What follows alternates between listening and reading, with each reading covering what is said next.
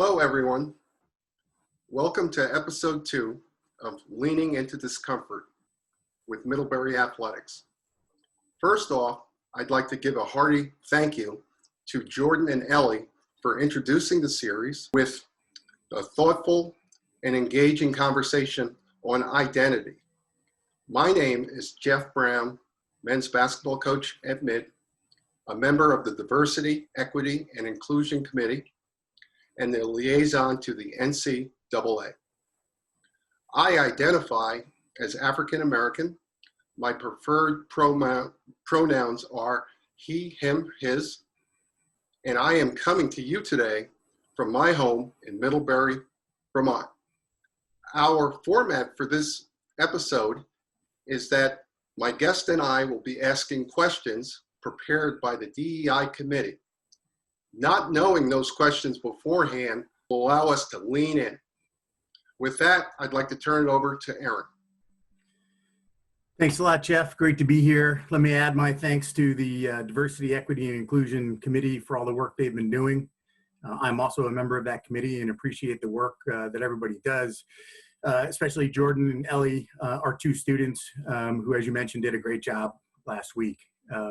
I'm Erin Quinn, Director of Athletics. Really glad to join Jeff here today and looking forward to our conversation. I also use he, him, his, and identify as white. And looking forward to our discussion today, Jeff. I'm going to start off asking the first question. And the first question is, what drew you to the diversity, equity, and inclusion work? And what are some of the things you've been doing over the past couple of years to further advance diversity, equity, inclusion at Middlebury? Well, thank you, Erin. I am a product of predominantly white institutions, having attended the University of Vermont, and often felt that I was the only person of color in my group and in my area. So I've given a lot of thought to how I was raised and what I've experienced. And I think I lend some expertise and a listening ear to students that might really feel like they have trouble expressing their own identity and feeling comfortable. It's ongoing work. I feel like I'm still at the beginning point of learning and communicating. So I'm spent a lot of time on the web, with some webinars and just really learning about all different factors of diversity, equity, and inclusion. Great, thank you. Erin, what is the purpose of the Diversity, Equity, and Inclusion Committee? Why was it needed when it was formed? Why is it needed today? And what are the goals? Thanks, Jeff. Thanks for your thoughtful answer too. Really appreciate it. And I know that you have been working hard over the last several years on these issues, and appreciate the work you've been doing on our committee and outside of our committee as well. The committee was formed in the wake of the Charles Murray incident on campus, when the issues of race really came to the forefront. I think it was also the timing was also key, because it is something that was needed before that time. And I would say the purpose and the need for it is to be intentional about our efforts on diversity, equity, inclusion, not to make any assumptions, not to have all that work fall on one person or fall outside our department, to own all of that work. What we're talking about primarily today, and when we first formed the committee, and an important part of diversity, equity, inclusion, our work is around race, but it's also diversity broadly defined, inclusion broadly defined. So that's just important to have the right culture on our teams and our department, and it takes intention to do that. And I think having this committee, it's a diverse committee along a lot of different metrics and ages and gender and different identities. So we've been having great discussions, and I think it makes our department better. I think specific goals are being developed sort of as we speak. I don't think we have them written down yet. I think we'll do some work this fall to develop a specific mission statement and a specific specific goals. Excuse me. I think a sort of overarching goal and overarching purpose is to bring intention to this work, to make sure that months don't go by and we haven't had intentional conversations about these really important issues. And if somebody needs to bring issues to us, they also know where to go. We're signaling to the college, we're signaling to our student athletes, to our community, to our coaches that this work is important by having this on our website, by having a committee that meets and reports out to people. Okay, well, I guess it's my turn for a question. I'll go to question 2 here. What is your experience of being one of the very few Black coaches on our staff over your 24 years been like? And have there been any specific defining moments over that 24 years, whether that's a long time ago or recently? I really have had some level of comfort. I love working with my colleagues here at Middlebury College. I've had, very, very positive experiences on our campus and in the community, but I'm also understanding that that's not the case with all people of color on our campus and in our community. It's, been really fulfilling, looking to understand some of the work that needs to be done with our committee. But again, I've been really pretty comfortable in this environment. In fact, when I started 23 years ago, it was 2 years before we had a student athlete of color in our program. And there's been some frustrating moments just in terms of us not being more diverse, because I really enjoy diversity in all different forms, learning from one another. And I think we just have a community, Erin, where so much is learned from the people that you're around and people that you interact with, that I certainly have a craving for us to improve in those areas. Yeah, thanks, Jeff. I can't agree more. That's awesome. Thank you. Our next question, Erin, in your position as mid-athletic director and identifying as a white male, are you equipped to make reform in the athletic department in terms of racial diversity and inclusion? Thanks. Good question. I think I have a responsibility to be as equipped as possible.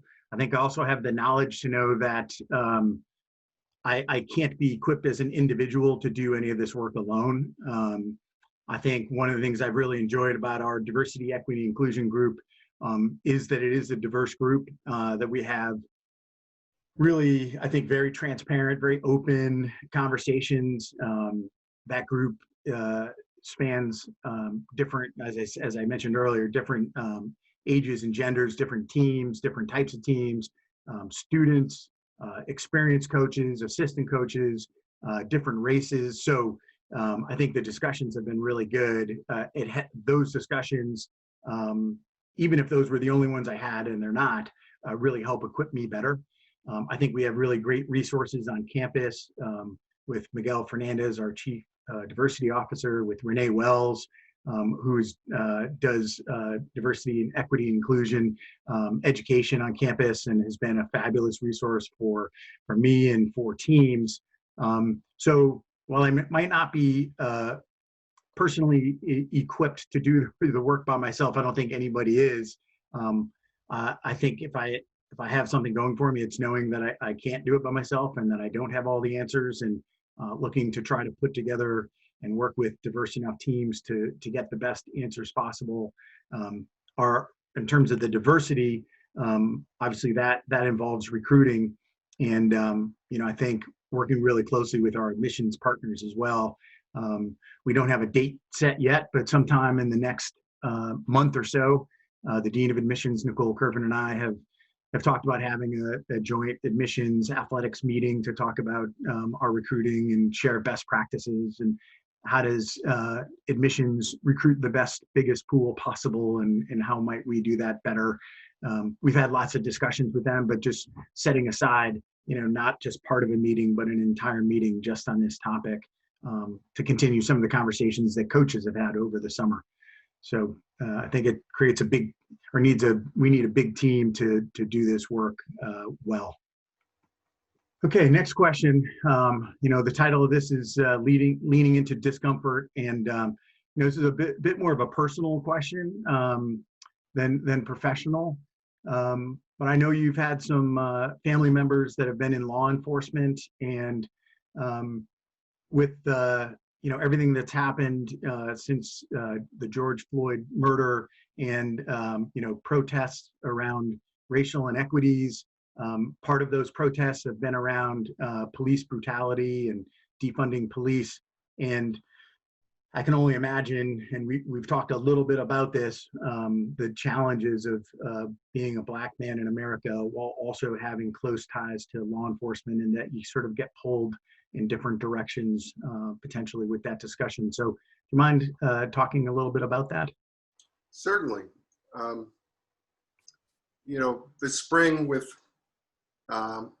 all the issues regarding race have really been difficult for me, and dealing with it, from a long distance from family and friends that I grew up with and so forth. But two of my brothers are retired policemen. My brother Bernard was a town cop in Rockland County where we grew up. My other brother Mike was a state trooper. Both of them finished on the force, at least 6 or 7 years ago. So they're, removed from that situation, but it still kind of presented conflicting thoughts for me, as a Black man living in Vermont, because it's been ingrained in me to have the fear of the police from a young child all the way through where I am today. And I'm also in a situation where, two of my close brothers did that work, and I think did it in a great style and great fashion. So as everything materialized this spring and the protests turned into riots, just a lot of conflicting images, I can recall on one occasion, a cop kneeling with a protester, okay? And the closeness, and I could just imagine my brother Bernard doing that. And if it wasn't COVID time, telling him, I got your next beer. Yeah. My other brother, Mike, who his son, Jake, played basketball for us and graduated in 2017. Again, had a long, distinguished career. But on the next, image would be a cop going bad, and slugging it out with a protester, or a protester that wasn't resisting and getting beaten down. So those type of images, with everything else that has happened in the George Floyd tragedy timeframe, really weighed heavily on me, just in terms of being conflicted. Should I hate all cops? I love my brothers, and they perform the duty. There's a thought of mine that, community policing is important in major cities, and the diversity of the police force is very, very important also. And then you also have a situation of a protester getting into a Black cop's face and calling him a racist, and just undressing. And then if you're a policeman in that situation, I don't know how you have the strength to restrain from that. So just a lot of random thoughts, kind of floating through this man's head during this period. But again, I appreciate the personal question, Erin, and we'll move on to the next question. Why have we not been successful at creating a more diverse staff or student athlete population what has been in place to try to diversify, and what more should we do to attract more diversity to our campus in both ways? Yeah, that's a great question, Jeff. And, not necessarily easy to answer. I think this has been an important issue for us. I think if it were an easy answer, we might have had better results. At the same time, I think, one of the, I guess, I don't want to say benefits, but I guess I'll say one of the benefits of the challenging times that we're going through right now and the unrest is it calls us to not make excuses. It calls us to work through obstacles. It calls us to maybe recognize that we might have certain challenges where we're located or any other number of things, but to really put at the forefront the importance of creating a diverse community. So we're trying to unpack why we have been unsuccessful. I think we can't fall back on some of the old reasons that we might say about location or, we do live in a very white state, and I think it's really easy to say, well, it's hard to attract a diverse population to a state like Vermont. Some of that might be true. We just have to find ways to do so. And, we've started some of that work this summer. I think we had some good success in small ways, trying to diversify our staff a little bit by hiring a couple really talented young Black assistant coaches a few years back. That worked out great because they both became head coaches, which means they also left. They really had Kyle Dudley and Jess Turner really had a really significant impact on our department, both in the basketball programs, but also beyond in our department. And it was a really good example of the importance of diversity. And it was a reinforcement that we just have to keep working hard to create that diversity. So not sure I answered exactly how we can fix it. I think I'm more affirming that we've got work to do and that we're working on it and it's important. And I think there's a better focus on it now than there may have been, even if we talked about it 5-10 years ago. I think now action is more important than words in many cases. So, you know what I hear from you, Erin, is just the intentionality of pursuing it. And I know as a coach of color, I'm very re-energized and more focused to really explore and to really work hard and to learn different recruiting areas that we can attract students of color from and move everything forward. Now, we have run short of time, Erin, but I'd like to give you an opportunity for any final thoughts. Yeah, thanks a lot, Jeff. First, again, thanks to the Diversity, Equity, Inclusion Committee, but also really thanks to you. Thanks for taking on a couple of challenging questions, in particular the personal question I asked you.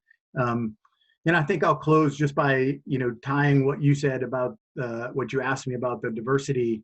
And our committee is diversity, equity, and inclusion. I want people to know that we're working on all three of those things. I think they all sort of work hand in hand. It's one thing to say you have an inclusive community. If it's not a diverse community, that doesn't mean quite as much. At the same time, we want to create, while we're still working on the diversity side of things, we want to create equitable and inclusive teams. And those words, can get heavy, but what team in America does not want to be equitable and inclusive? So, using sports teams as an example, every locker room should be equitable. Every locker room should be inclusive. And that's sort of of course they should be. Well, if they should be in a locker room, then they should be in an athletic department, then they should be at a college, they should be in a town, they should be in a country, and they should be in a world. So we're going to start with our locker rooms and our teams and hopefully have those ripple effects to those bigger and bigger communities. That's awesome, Erin. I do want to take this opportunity to acknowledge the life and service of Representative John Lewis, a true champion in our fight for racial justice. Thank you all for tuning in today. If you have any questions, suggestions, or comments, please leave them in the comments section below. Please look for our next episode. It will feature Jordan DeLorme Brown and 2018 alum Sebastian Sanchez, who played baseball and was class president, and 2020 alum Chelsea Ferdinand, who played volleyball and was also a board member of the Black Student Union. You will not want to miss this. Take care and stay healthy.